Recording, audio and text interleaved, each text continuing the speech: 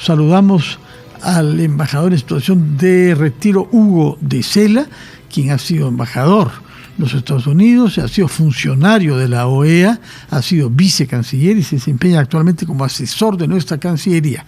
Embajador de Sela, muy buenas noches, gracias por estar con nosotros en RPP. Buenas noches, Fernando. Muchas gracias por la invitación. Sí, bueno, como usted sabe, el presidente Donald Trump ha pasado al acto y ha decidido retirar a su país, los Estados Unidos, del Consejo de Derechos Humanos de la ONU y asimismo el abstenerse de pagar la cuota que le corresponde a su país de la Agencia para la Protección de los Refugiados Palestinos. En el segundo caso, se trata de una institución creada en el año 49, poco después de la creación del Estado de Israel y de la guerra que se produjo en el año 48. Hubo en ese momento una cantidad considerable de refugiados palestinos y la ONU creyó conveniente crear esta agencia que ha existido hasta ahora y de la cual se desentiende ahora Washington. Díganos su opinión sobre las razones que han llevado a esta doble decisión en los Estados Unidos y las consecuencias que va a tener en general y eventualmente respecto de la situación de nuestros compatriotas que sigan siendo deportados de los Estados Unidos durante las semanas y los meses que siguen. Claro que sí, Fernando, con gusto. Lo que está ocurriendo en Estados Unidos es que la nueva administración Trump ha empezado a ejercer el poder sobre la base de un conjunto de ideas que está poniendo en práctica. Esas ideas no son nuevas, son las que el ahora presidente Trump anunció en su campaña. Él tenía una agenda extremadamente clara, una agenda en la cual, en pocas palabras, estaba modificando todas las decisiones de política de la administración Biden. ¿Qué quiero decir con esto? Que hay nuevas prioridades claramente definidas por la administración Trump y que tienen que ver con un ámbito, con un espectro bastante amplio de la política exterior. Tienen que ver, por ejemplo, con la disminución de la prioridad de la defensa de los derechos humanos, tienen que ver con una realineación de la ayuda que brindaba Estados Unidos a través de AID, tiene que ver con las deportaciones masivas que está poniendo en práctica. En fin, es un cambio de prioridades muy marcado y muy claro el que está poniendo en marcha la administración Trump, y como resultado de eso se están viendo las primeras medidas, y una de ellas es la que usted refería con respecto al Consejo de Derechos Humanos y a los refugiados palestinos. De acuerdo. Y estas decisiones se anuncian a pocas horas de que el presidente Trump se reúna con el primer ministro de Israel, el señor Benjamín Netanyahu. Efectivamente, que es, por cierto, uno de los aliados más cercanos de Estados Unidos, particularmente en esta etapa en la cual Donald Trump es presidente de Estados Unidos. Él tiene una posición muy claramente pro-israelita y probablemente como resultado de esa reunión se vea una renovación del apoyo de Estados Unidos a la causa israelita. Muy bien. Por otra parte, respecto de los peruanos en situación ilegal en Estados Unidos que vienen siendo deportados, hemos escuchado en los últimos días la defensa del gobierno de Trump en el Perú y en otros países, diciendo que en realidad no se hace sino continuar la misma política que ya venía siendo aplicada con los indocumentados en Estados Unidos en la época de Bush, en la época de Obama y en la época de Biden. ¿Esto es exacto o han habido cambios en la normativa y en el desempeño del Estado norteamericano frente a este problema que es cierto, data de mucho tiempo? Es verdad que por el momento no ha habido un mayor cambio en la normativa, pero sí ha habido una intensidad mucho más fuerte de los procesos de deportación. Lo que se está haciendo ahora es actuar con una absoluta inflexibilidad y por lo tanto revertir algunas políticas. Como digo, cambios en normativa no ha habido, pero las políticas que había puesto en marcha la administración Biden, que eran políticas más permisivas hoy en día se están revirtiendo. Y como resultado de eso hay, diría yo, por ponerle un término, tolerancia cero frente a aquellos extranjeros que están en situación irregular en los Estados Unidos. Trump ha prometido varios millones de deportados. Yo creo que esa va a ser una meta difícil de alcanzar, pero sí creo que va a haber bastantes miles de deportados, entre ellos algunos de nuestros compatriotas, efectivamente. No sé si ha podido usted ver el expediente preciso de los 34 peruanos deportados desde Phoenix, en Arizona. Se trata de personas que habían sido puestos en una lista para ser deportados desde antes que Trump llegue al poder, o han sido capturados después de él. Hay dos versiones contrarias sobre eso, de la misma manera que sobre el estatuto judicial y las razones específicas por los que esos 34 son los primeros deportados de la era Trump. Peruanos, digo. Lamentablemente, Fernando, yo no puedo dar esa precisión porque no he tenido oportunidad de tener acceso a la lista y a las condiciones de estos detenidos. Es posible que hayan sido detenidos antes de que Trump asumiera, sí, pero lo que es claro es que la decisión de deportarlos ha sido de la administración Trump. Pero lamentablemente no tengo especificaciones que añadir.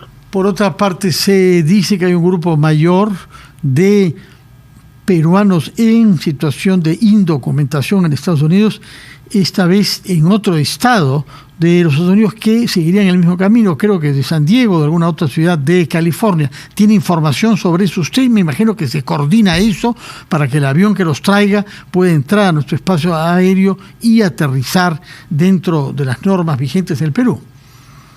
Efectivamente, el sistema que está en vigencia, y que está en vigencia no solo con la administración Trump, sino con administraciones norteamericanas anteriores, es que cuando va a haber un avión con deportados, se informa de antemano al gobierno peruano para obtener la autorización de ingreso al espacio aéreo peruano y para preparar la recepción de los deportados.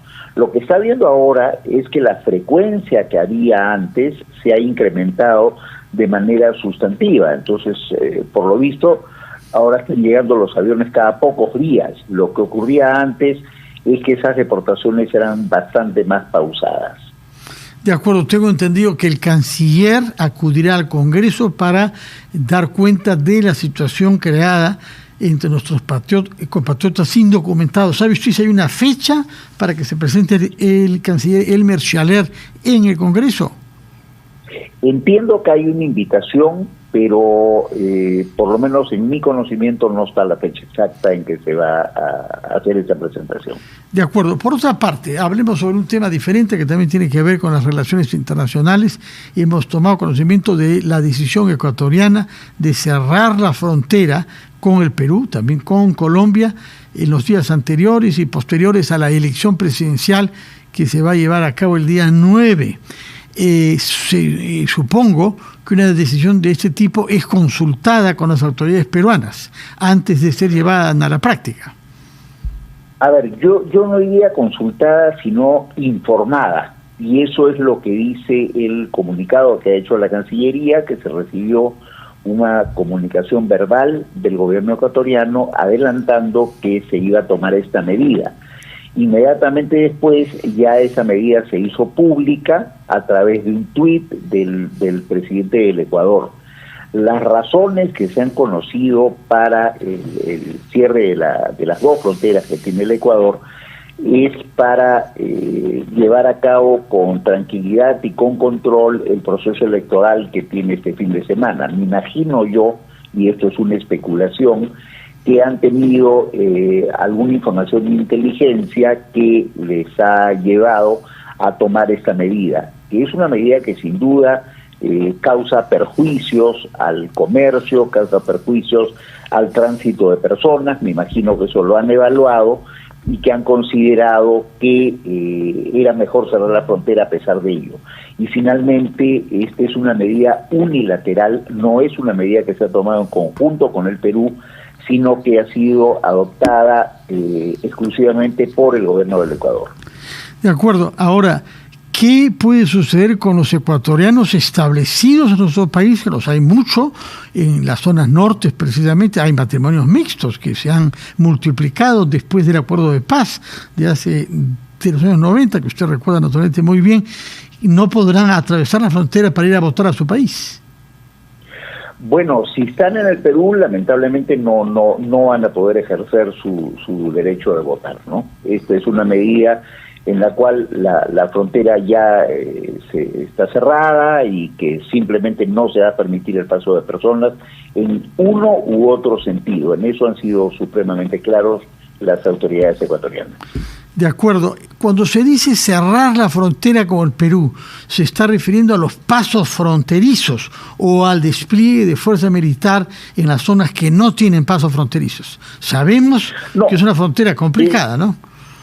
Es una frontera, sí, sumamente complicada. Es una frontera que en gran parte tiene territorio selvático, que es prácticamente imposible de vigilar.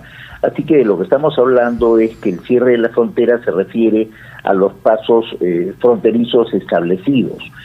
Siempre habrá personas que pasan ilegalmente, clandestinamente, de un lado a otro de la frontera, porque en la zona de selva es prácticamente imposible tener un control estricto de cada metro de la frontera, ¿no? Eso simplemente no es practicable.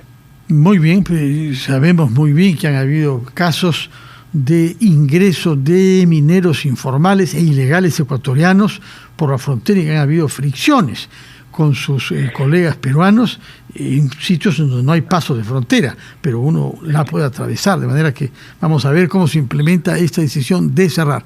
Mientras hablábamos, señor de Cela, hemos recibido un comunicado del Congreso de la República contestando justamente a la pregunta sobre el día y la fecha en la que se presentará el canciller, y tendrá lugar, según la carta, el documento que estamos viendo en la pantalla de televisión, el jueves próximo a las 10 de la mañana, y se han fijado 4 temas para que sean explicados por el canciller ante la Comisión de Relaciones Exteriores. Como sabemos, no está teniendo sesiones de pleno en el Congreso. Estos 4 temas son la situación de nuestros compatriotas en situación de indocumentación, luego la manera y las modalidades como son deportados al Perú.